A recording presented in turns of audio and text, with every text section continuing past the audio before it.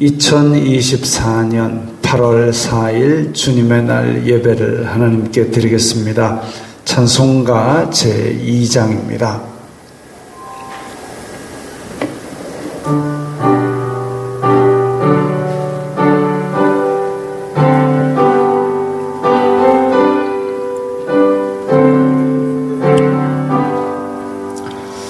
찬양 성부 성자 성령 성삼위일체께 영원 무궁하기까지 영광을 돌리세. 영광을 돌리세.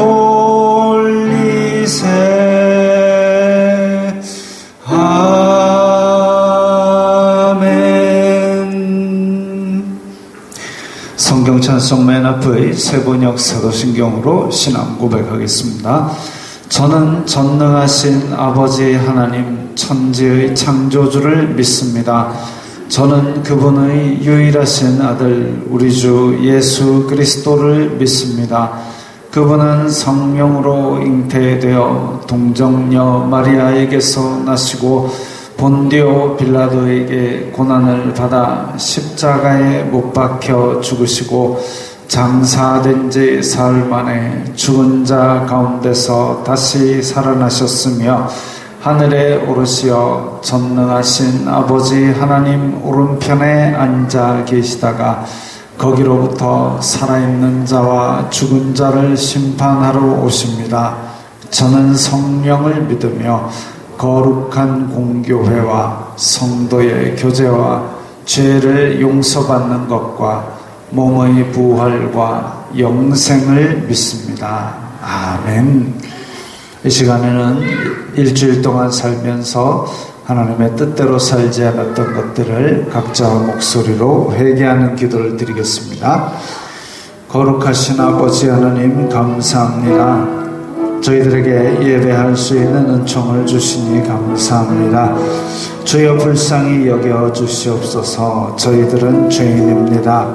이 세상 속에 살면서 세상이 주는 육신의 정욕, 안목의 정욕, 이생의 자랑을 따라 살았던 것을 용서하여 주시옵소서. 저희들의 마음으로 저희들의 입술로 탐욕과 악독을 바라였던 것을 용서하여 주시옵소서. 사람이 입으로 들어가는 것은 우리를 더럽게 하지 못하나 마음속에 있는 것이 입을 통하여 나올 때에 사람을 더럽힌다고 예수님께서 말씀하셨습니다. 저희들의 마음 가운데 있는 이 더러운 탐욕과 악독으로 말미암아 저희들이 더럽혔던 것을 용서하여 주시고 깨끗게 하여 주시옵소서. 저희 속에 정직한 영을 새롭게 하시고 또한 이 예배 시간에 회복되는 은혜를 맛보게 하여 주시옵소서. 예수님 이름으로 기도드리옵나이다. 아멘. 찬송가 32장 하면서 봉헌하겠습니다.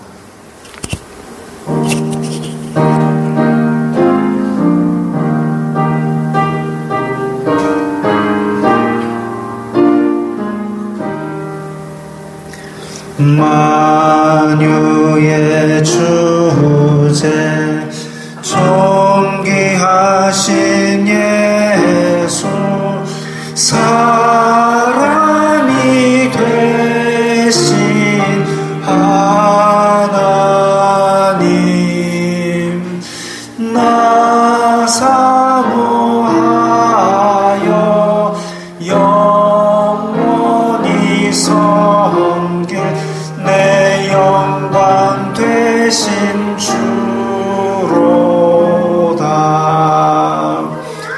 화려한 동산 무성한 저수로 아름다운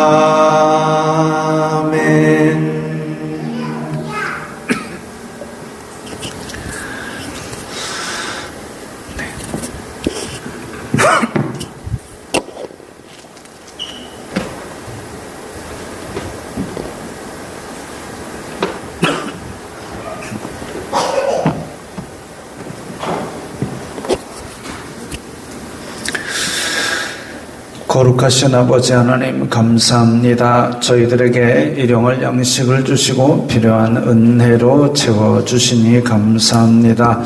주님의 은혜 감사하여서 각기 예물을 드렸사오니 주님 기쁘게 받아주시옵소서. 이 예물이 쓰이는 곳마다 아버지 하나님의 영광이 나타나며 예수 그리스도의 사람 살리는 복음이 전파되게 하여 주시옵소서.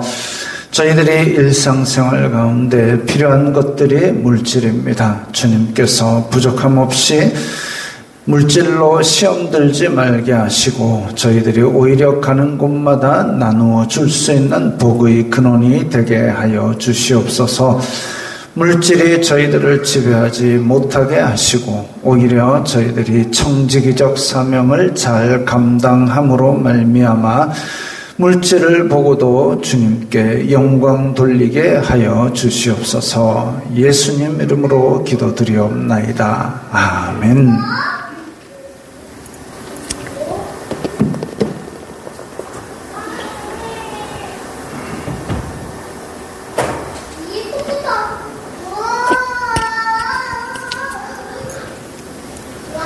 소요리 문답, 오늘부터 우리 함께 소요리 문답을 읽어보겠습니다. 제 색깔 있는 부분은 제가 읽고 까만 부분은 여러분이 읽으시면 되겠습니다.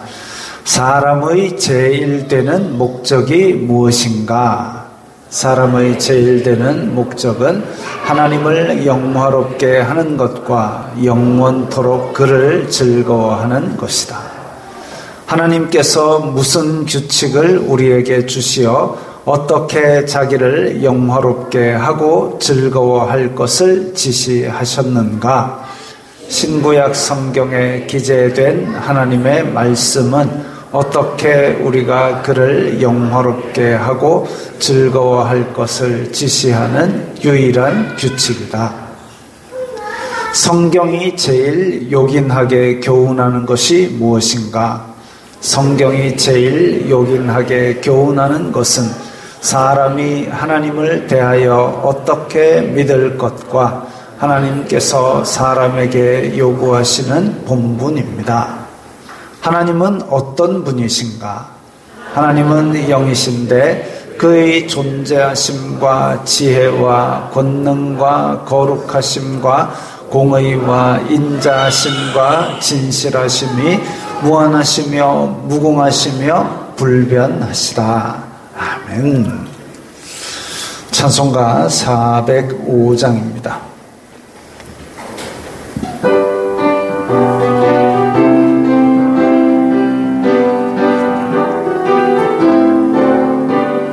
주의 친절한 팔에 안기세 우리 마음이 평안하리니 항상 기쁘고 복이 되겠네. 영원하신 팔에 안기세 주의 팔에 그 크신 팔에 안기세 주의 팔에 영원하신 팔에 안기세.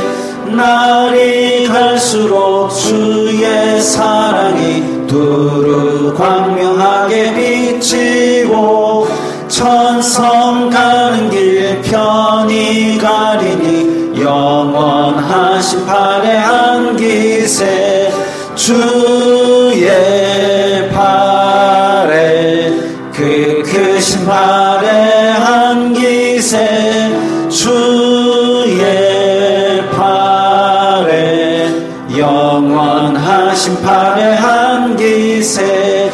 주의 보좌로 나아갈 때에 기뻐 찬미 소리 외치고 겁과 두려움 없어지리니 영원하신 팔에 안기세 주의 팔에 그 크신 팔에 안기세 주의 팔에 영원하신 팔에 안기세.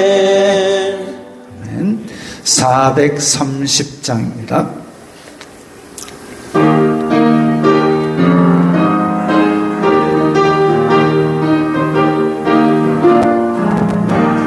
주와 같이 길 가는 것 즐거운이라는가.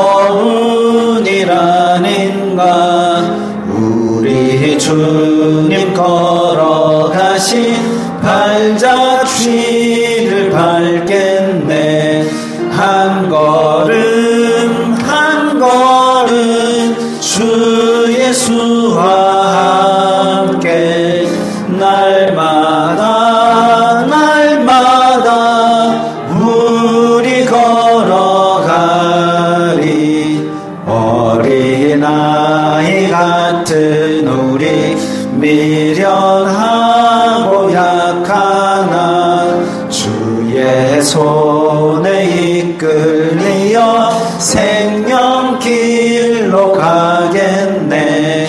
한 걸음 한 걸음 주 예수와 함께 날마다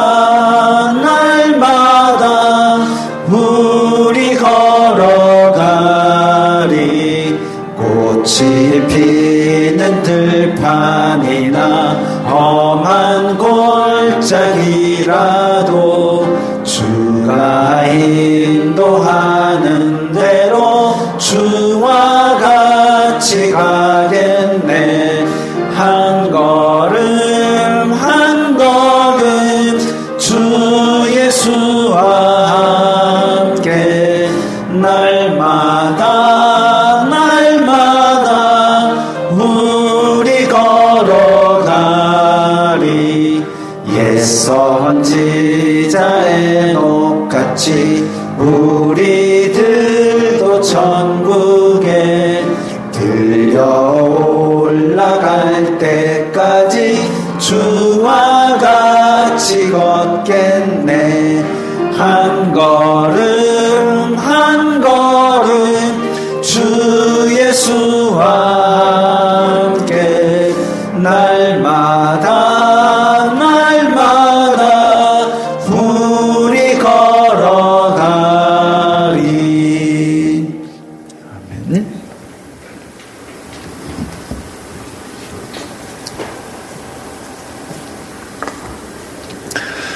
거룩하신 하나님 아버지 감사합니다. 사랑과 은혜가 충만하신 아버지, 존귀와 영광과 찬양을 받아 주시옵소서. 아들을 보내사 저희 죄를 용서하시고 성령님을 보내사 저희와 동행하게 하심을 감사합니다. 저희들이 드리는 예배를 기쁘게 받아 주시옵소서. 아버지, 매일 무더위가 기승을 부리고 있습니다. 더위로 심신이 지쳐가는 많은 영혼들에게 쉼을 주시고 견딜 힘을 주시옵소서. 내리교회 성도들이 더위 속에서도 건강하게 주님의 영광을 위해 최선을 다하게 도와주시옵소서. 아버지, 지금 세계는 올림픽에 열광하고 있습니다. 많은 젊은이들이 땀 흘린 열매를 4년 만에 거두기 위해 애쓰고 있습니다. 이와 같이 저희들도 거룩을 향하여 복음을 위하여 열매를 거두기 위해 끝까지 다름질하게 힘을 주시옵소서. 올림픽이라는 행사는 지금 단지 체육 행사가 아니라 여러 가지 미혹의 장이 되고 있습니다. 미혹에 흔들리지 말고 성도들은 오직 말씀의 기준으로 판단하고 말씀 위에 바르게 서게 하여 주시옵소서.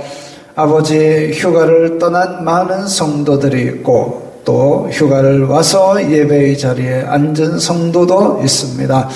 예배자에게 주시는 은혜와 복을 풍성히 내려주시고 이 기간 동안에 잘 쉬고 또한 일상으로 힘차게 복귀할 수 있도록 건강하고 행복한 쉼이 될 수 있게 하여 주시옵소서. 아버지, 내리교회와 연계된 선교사와 교회들에게도 은혜를 주시옵소서. 내리교회에서 이름도 없이 빛도 없이 수고 봉사하는 손길들의 복을 주시고 특별히 주일학교 학생들과 교사들에게도 은총을 더하여 주시옵소서.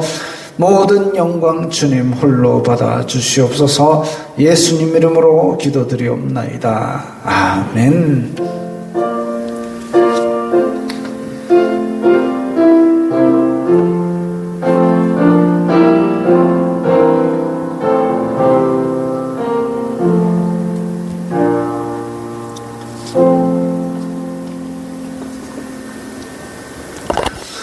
오늘 말씀은 로마서 8장 31절부터 35절까지의 말씀입니다.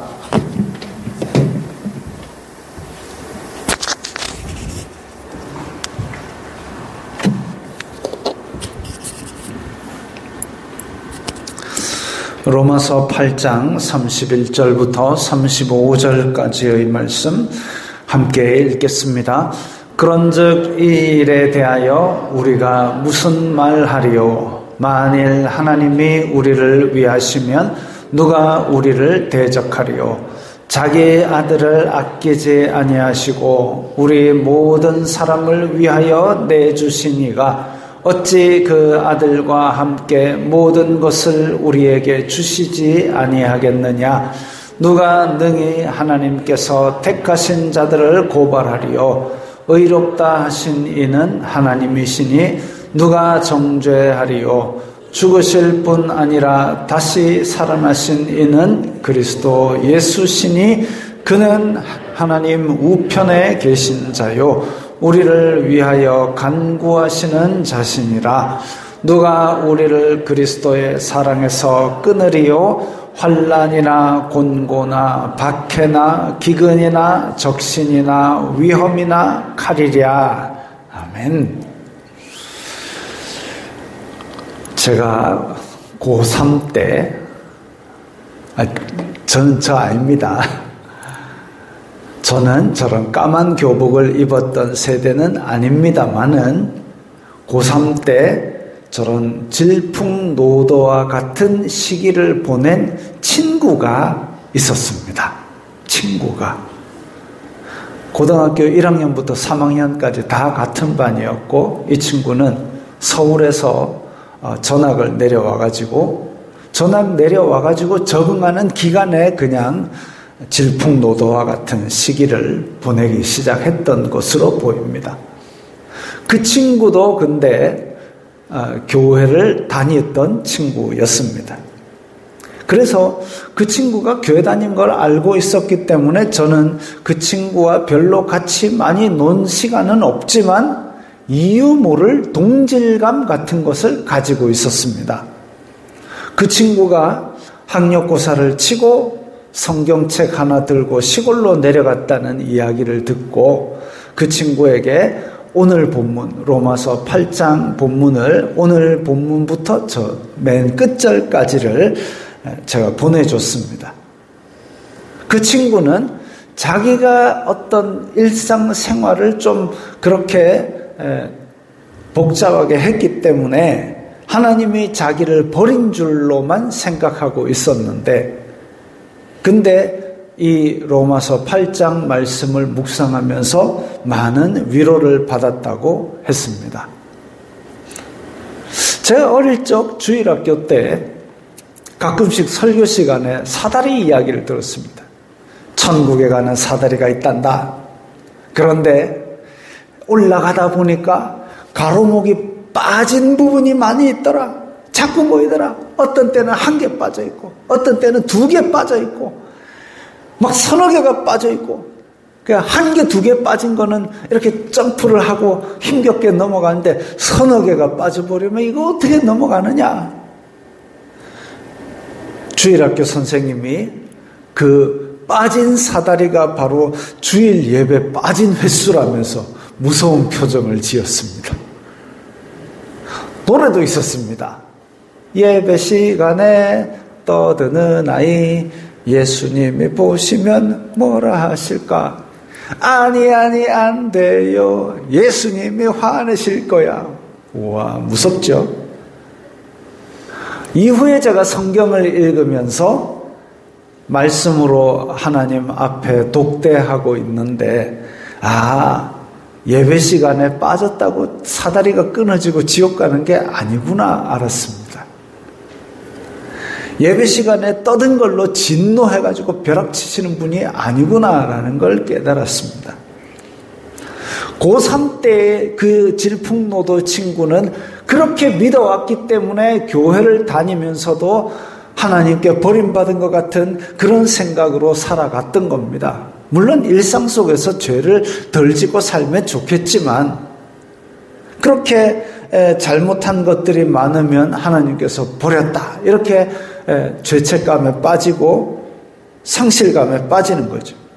근데 그 친구에게 그리고 저에게 예수님께서 로마서 말씀을 통해서 위로하신 거죠.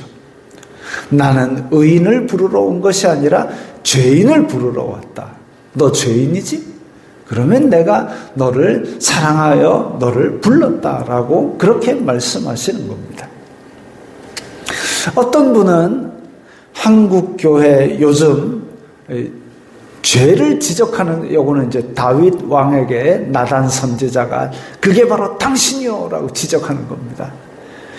한국 교회에 요즘 죄 지적하는 설교가 많이 없다고 한탄하는 소리를 들었습니다.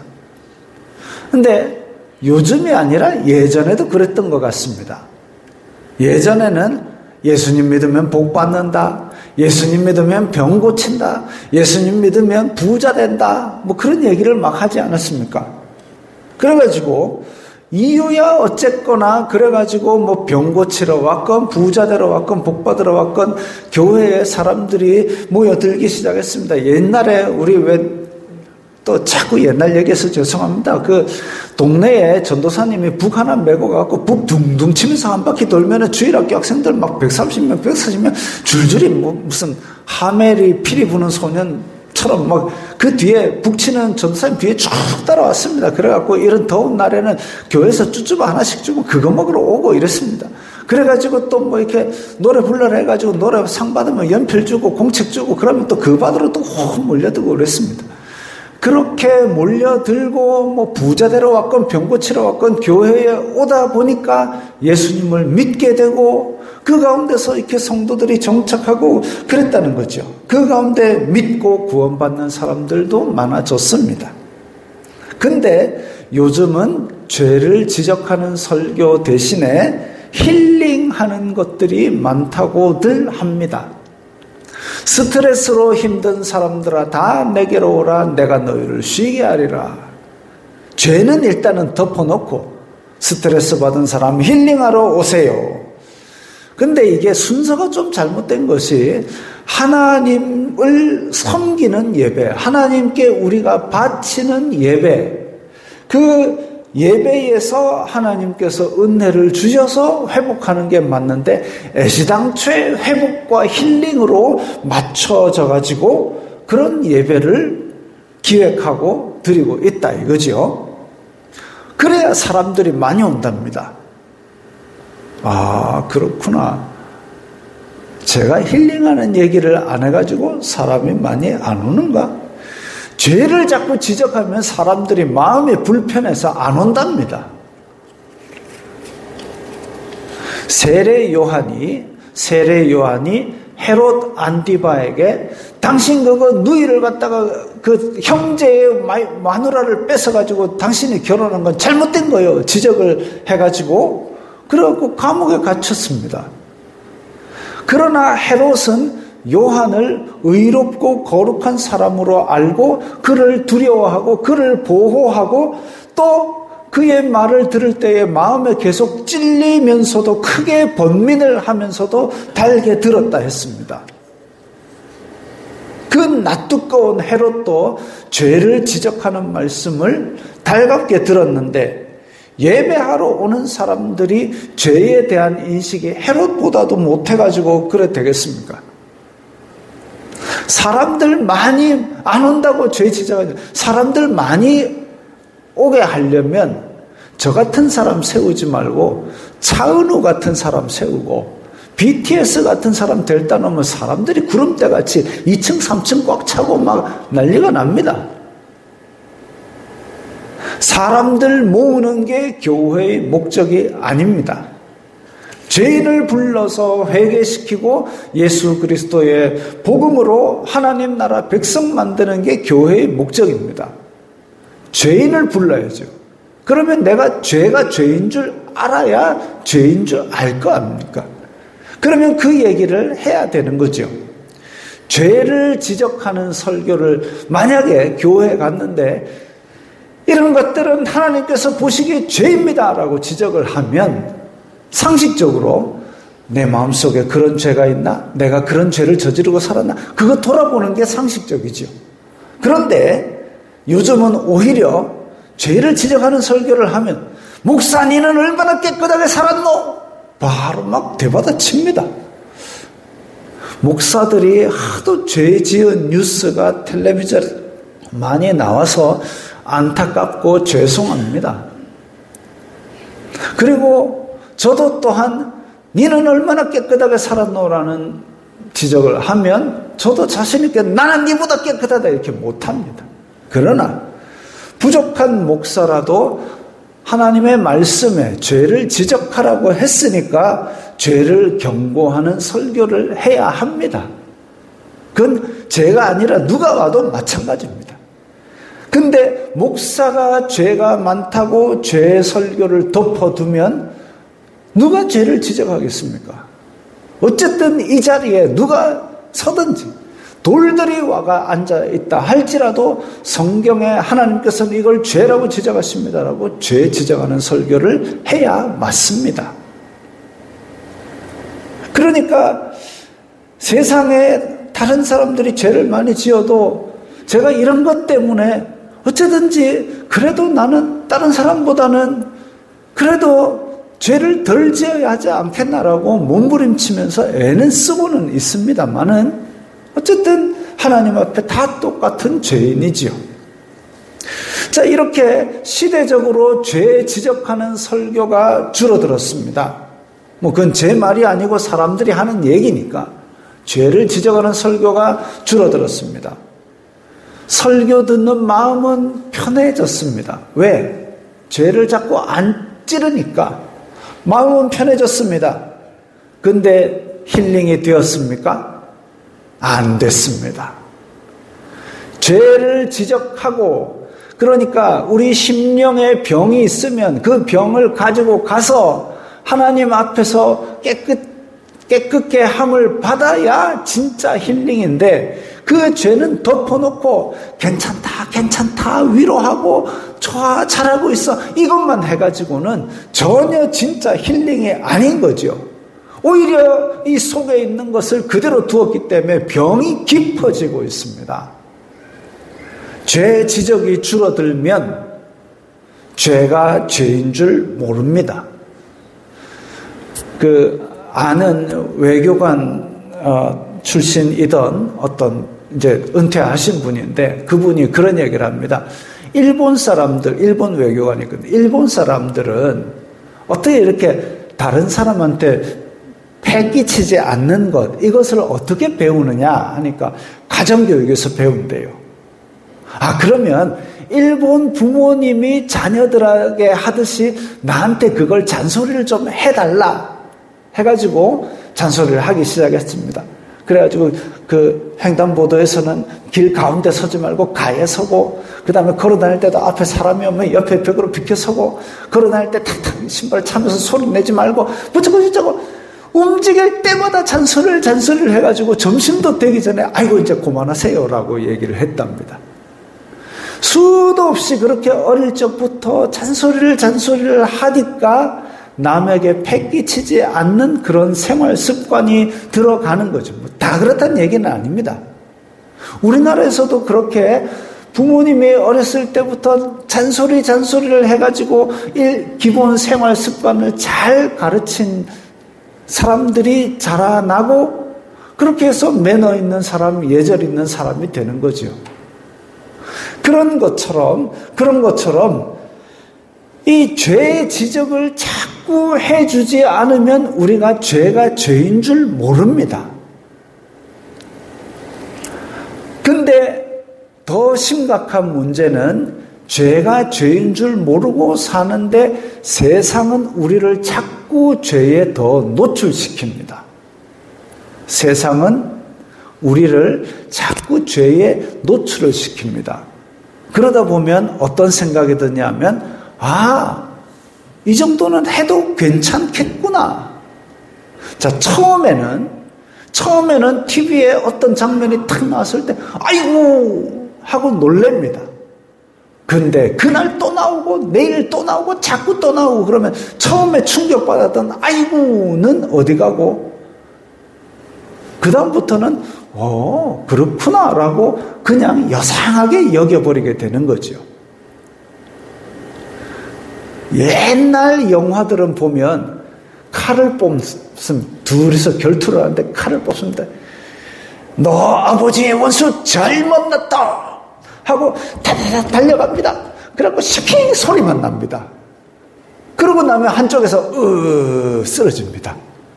뭐가 어떻게 되는지 우리는 몰라요. 워낙 빨라서 못 봤는지 모르겠지만.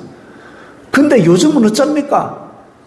아이고, 그 과정을 그냥 수술하듯이 보여줍니다. 심지어는 어떤 영화는 시작부터 끝까지 몇 명 죽었나 세어봤더니 막 200명, 400명이 죽는 그런 영화도 있답니다.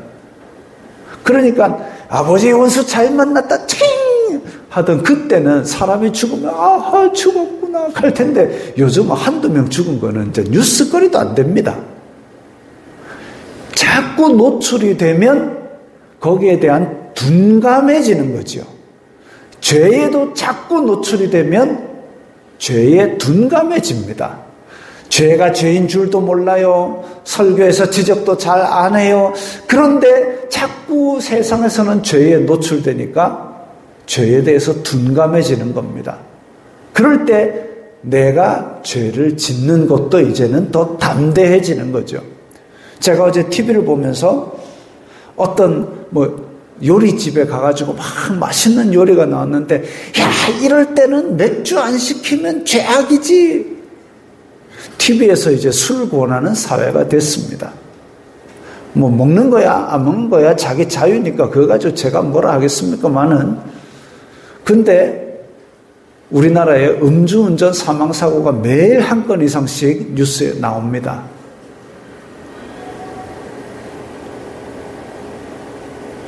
그러니까 이게 죄가 죄라고 지적을 안 하면 오히려 깊은 병이 들어가는데 그것을 지적을 안 하면 마음이 편하다, 힐링된다라고 가만히 있는 거죠.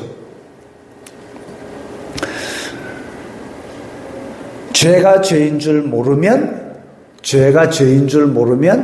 내 마음속에 죄 용서받을 필요도 없고 죄 용서받는 은혜도 필요 없게 되고 오히려 죄를 편하게 여기게 됩니다. 세상 다 그렇게 살잖아. 뭐하러 힘들게 살아. 그 경지를 성경은 양심의 화인 맞은 상태라 그럽니다. 성경이 말하는 죄의 기준은 변하지 않았습니다. 내 죄는 내 마음이 힐링되고 편안하다 하더라도 내 마음의 죄는 없어지지 않습니다. 하나님 앞에 와서 그 죄를 꺼내놓고 죄를 자백하여서 하나님께서 그것을 용서하시지 않으면 죄는 없어지지 않습니다. 오히려 우리는 깊은 병이 들어가고 있는 거죠. 그러면 그 죄를 많이 지으면 하나님의 진노를 사서 사업이 망하고 몸은 병 걸리고 죽으면 지옥에 가게 되는 것일까요? 죄를 얼마나 많이 지으면 그렇게 될까요? 우리 왜 식품이나 의약품은 섭취 한계가 있지 않습니까? 두통 날 때 먹는 타이레놀, 그 안에 아세트아미노펜 성분은 24시간 내에 4,000mg, 그러니까 우리 고려은단 비타민C 그 알약 그게 하나가 1,000mg이거든요. 그러면 이제 24시간 내에 그거 4개 분량을 먹으면 간의 독성을 나타낸다고 그렇게 교과서에 써 있습니다. 먹는 분량이 정해져 있다는 거죠. 소금이 맛있다고 막 많이 쳐서 먹으면 그것도 몸에 안 좋대요. 그래서 WHO에서 사람에게 소금 1일 섭취 권장량이 1일 섭취 권장량이 2000mg이랍니다. 그러니까 요 알약, 고려은단, 비타민C 그 두 개 분량이 우리 1일 섭취 소금 권장량이랍니다. 그 이상 먹으면 몸에 안 좋을 수 있다 이거죠. 신라면을 국물과 함께 싹 다 마시면 1790mg입니다. 그러면 신라면 한 개를 국물까지 싹 마시면 하루 소금 섭취량의 거의 80-90%를 채운다라고 보시면 됩니다. 자, 그러면 이런 식품과 약품들은 이런 한도가 있는데 죄는 어디 선까지가 한도일까요? 어느 정도 지으면 너는 지옥, 어느 정도까지 안 지었으니까 너는 안 지옥 이렇게 할까요? 도둑질, 강도, 살인 이런 걸 하면 교회 다녀도 소용없이 지옥 가야 되는 걸까요? 자, 이 고민을 심각하게 해봐야 됩니다. 그런데 이런 도둑질, 강도, 살인을 안 했어도 그러면 이거 죄가 내가 지금 함량에 넘어가는 것인가 고민을 하는 사람들을 위해서 로마서 3장에 자 우리 함께 읽겠습니다. 모든 사람이 죄를 범하였음에 하나님의 영광에 이르지 못하더니 그리스도 예수님 안에 있는 속량으로 말미암아 하나님의 은혜로 값없이 의롭다 하심을 얻은 자 되었느니라. 아멘. 성경은 선언합니다. 죄의 정도의 문제가 아니라 죄가 존재하면 하나님의 영광을 못 본대요. 죄를 어느 정도 지었기 때문에 너는 지옥이 아니라 너는 죄 지었기 때문에 무조건 지옥입니다. 죄가 한 개라도 있으면, 찔끔이라도 있으면 하나님의 영광을 못 본다 그랬습니다. 율법도 잘 지키고 복음을 위해서 평생을 살았던 바울조차도 오라 나는 공고한 사람이로다. 누가 이 사망의 몸에서 나를 건져내랴 하고 탄식했습니다. 바울조차도 사망의 몸이라고 할 정도로 이 죄의 문제는 우리에게 심각한 문제입니다. 세상 매체에서는 괜찮다 해가지고 우리를 덮어놓았을지는 모르지만 우리 속의 죄는 이 하나님의 기준으로 보았을 때는 심각한 문제인 것을 우리는 알아야 합니다. 모든 사람은 죄인이고 죄가 있기 때문에 모든 사람은 지옥에 갔어야 한다. 그런데 24절에 보니까 예수님께서 대신 죽어주심으로 말미암아 죄값을 다 치러주셨기 때문에 모든 사람은 자기가 뭔가를 하지 않아도 값없이 하나님께서 의롭다라고 해주신 겁니다. 의로워서 의롭다가 아니라 의롭다 해주시는 은혜를 입었습니다. 이게 은혜지요. 값없이 우리에게 베풀어 주셨습니다. 우리는 죄의 몸에서 우리를 스스로 구할 수 없기 때문에 하나님께서 그 아들을 보내주셔서 값없이 우리를 구해 주셨습니다. 근데 요즘 우리가 오후에 구속사를 하고 있는데 하나님을 이쪽에 그리고 사탄을 오른쪽에 그리니까 마치 하나님과 사탄이 비슷한 자격으로 서로 이리 땡기고 저리 땡기고 밀고 당기고 하는 것처럼 보이지만 그게 아니라 하나님께서는 판결하시는 권세를 가진 저 위에 계신 분입니다. 차원이 다르게 위에 있는 분. 그래서 사람이 택하신 자가 잘못을 저지를 때 사탄이 하나님께 고발하고 이간질합니다. 자꾸만 저 인간이 저렇게 잘못했는데 하나님 저게 택한 자 맞습니까? 그렇게 이간질을 하고 그렇게 볶아될 때에 하나님께서 위에서 값을 다 치렀다. 판결을 의롭다라고 내려주시는 것이죠. 그분이 우리를 의롭다 하시려고 죄값을 치러주시려고 아들까지 아낌없이 내어주셨는데 사탄이 뭘 가지고 고발하겠습니까? 누가 감히 하나님께서 택하신 자들을 고발하겠습니까? 의롭다 하신 분은 하나님이신데 누가 감히 정죄하겠습니까? 오늘 본문에 누가라고 그냥 되어 있는데 누가 감히라고 한번 붙여서 읽어보십시오. 누가 감히 고발하고 누가 감히 정죄하겠습니까? 우리를 위해 내어주신 바 된 예수님도 우리를 지극히 사랑하셔서 아버지의 뜻을 따라 죽으셨습니다. 그리고 우리에게 새 생명을 주시려고 부활하셨습니다. 만약 예수님께서 등 떠밀려서 억지로 우리를 위해서 죽으셨다면 우리는 어쩌면 은혜를 입기 상당히 죄송스러울지도 모르겠습니다. 그러나 예수님께서 자원하여서 우리를 위해서 죽으시고 우리에게 새 생명을 주시기 위해서 능력으로 부활하시고 이 생명을 너희들에게 주노라라고 베풀어 주셨습니다. 그리고 그렇게 해놓고 내 몰라라 나는 그때 괴로웠으니까 너를 다시는 보지도 않겠다가 아니라 지금도 하나님 우편에서 우리를 위하여 간구하고 계십니다. 이런 예수님의 사랑을 세상 어느 누구도 어느 무엇도 끊을 수가 없습니다. 오늘 본문이 그렇게 선포하고 있습니다.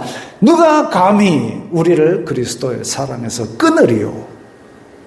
환난이나 곤고나 박해나 기근이나 적신이나 위험이나 칼이랴 누가 감히 예수님의 사랑에서 누가 감히 우리를 끊겠습니까? 아무도 끊을 수 없습니다.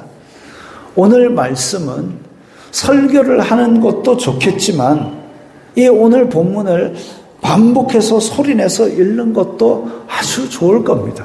어쩌면 제가 중간에 끼어드는 것보다 말씀으로 하나님과 독대하면서 이 말씀이 진짜 나에게 주시는 하나님의 큰 사랑이다라는 것을 깨닫는 것이 오히려 더 좋을 수도 있겠다라는 생각도 듭니다. 한 번 읽고 두 번 읽고 아이고 옛날 말로 써가 뭔 말인지 잘 모르겠다. 세 번 읽고 네 번 읽고 다섯 번 읽고 소리내서 읽다 보면 갑자기 하나님의 큰 사랑이 해일과 같이 나를 감싸고 그 파도 속에 확 잠기게 하는 그 시점이 올 때까지 한번 소리내서 읽어보십시오. 아침마다 선포하고 저녁마다 묵상하십시오. 읽지 않았던 8장 마지막 절, 오늘 본문 뒷부분에서 8장 마지막 절까지 우리 함께 이게 또 함께 우리 소리내서 읽겠습니다. 천천히 읽을 때 생각해가면서 우리 다 함께 목소리 맞춰서 읽겠습니다.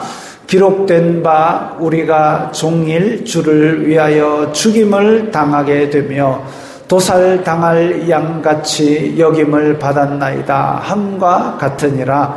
그러나 이 모든 일에 우리를 사랑하시는 이로 말미암아 우리가 넉넉히 이기느니라.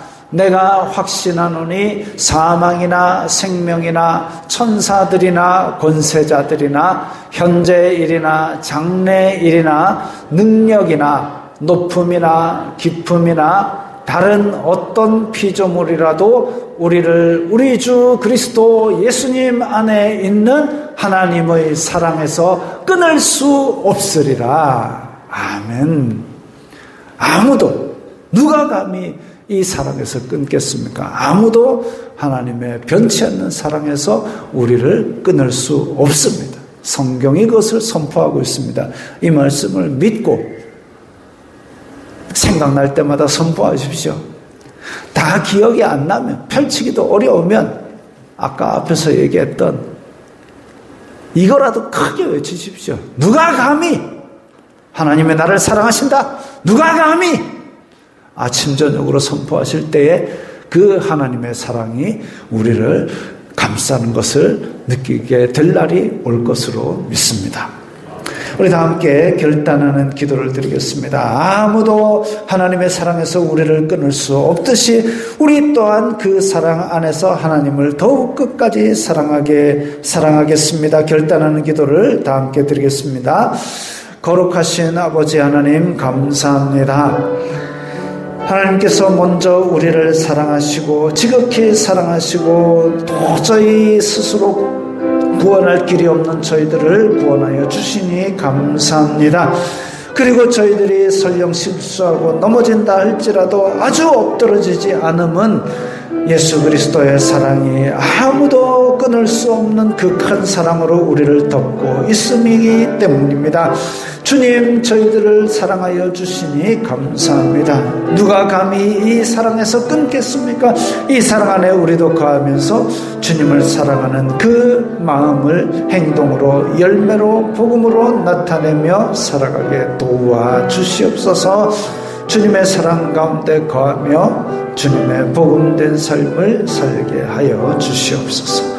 예수님 이름으로 기도드리옵나이다. 아멘. 주의 빛 가운데 전진해 하겠습니다.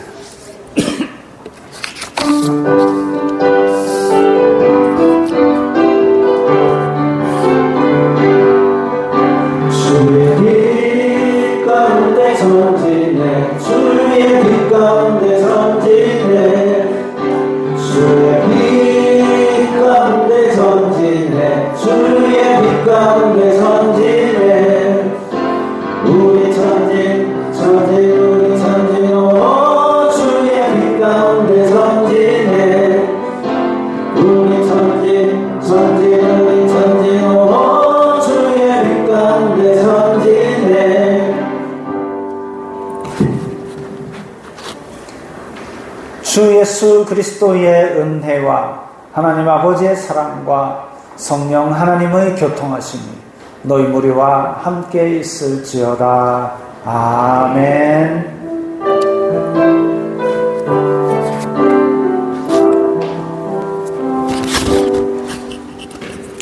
건강하시고 평안하시기 바랍니다.